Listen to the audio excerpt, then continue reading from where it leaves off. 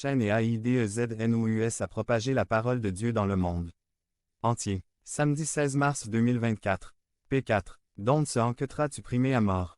Résumé. Cette série de sermons concerne les 7 églises de l'Apocalypse et le message qu'elle nous adresse. Par le pasteur Ramon Ars.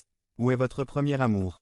Partie 1. Apocalypse 2. 4. Introduction. Aujourd'hui, nous commençons une série de sermons basés sur les 7 églises de l'Apocalypse. Ces 7 messages que l'on retrouve dans l'Apocalypse sont l'expression d'un Dieu parfait.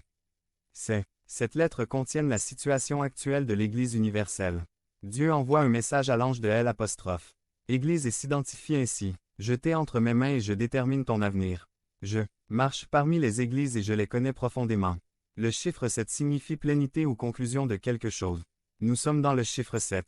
De sa plénitude, nous recevons tous, et grâce sur grâce, car la loi a été donnée par Moïse, mais la grâce et la vérité sont venues par Jésus-Christ. Jean 1, 16 à 17. Car en lui habite corporellement toute la plénitude de la divinité, dit et vous êtes complet en lui, qui est le chef de toute principauté et de toute puissance. Colossiens 2, 9. Création en cette époque, plénitude de l'achèvement de la création. Cette couple de chaque espèce dans l'arche. Plénitude du salut. Pharaon rêvait de cette vache grasse et cette vache maigre, ainsi que de cet épi plein et vide. Plénitude d'abondance, suivie par plénitude de pénurie et de faim. Le sacrifice offert pour le péché fut aspergé de sang 7 fois. Plénitude de purification. 7 fois les Juifs encerclèrent Jéricho. Plénitude de victoire pour le peuple de Dieu.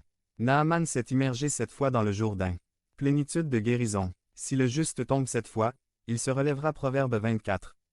16. Plénitude de grâce qui relève le juste. Paul a fondé cette église et 30 ans plus tard, l'église a reçu un avertissement qui a ébranlé ses fondations. Dans le message adressé à l'ange de l'église, Dieu lui adresse des louanges, des critiques, une exhortation et un défi. La louange. 1. L'une des vertus de l'église primitive était son travail énergique et infatigable. Les membres étaient diligents et actifs dans leurs différents ministères. 2. Ils ont persévéré malgré l'opposition et peut-être la persécution.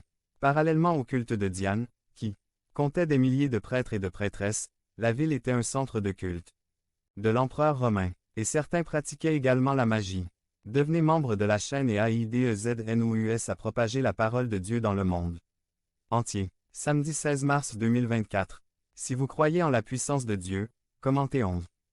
3. Les chrétiens n'étaient pas acceptés par la société, mais ils sont restés fermes dans leurs convictions. 4. Sa troisième vertu était l'orthodoxie. Ils rejetèrent les faux apôtres et les nicolaïtes.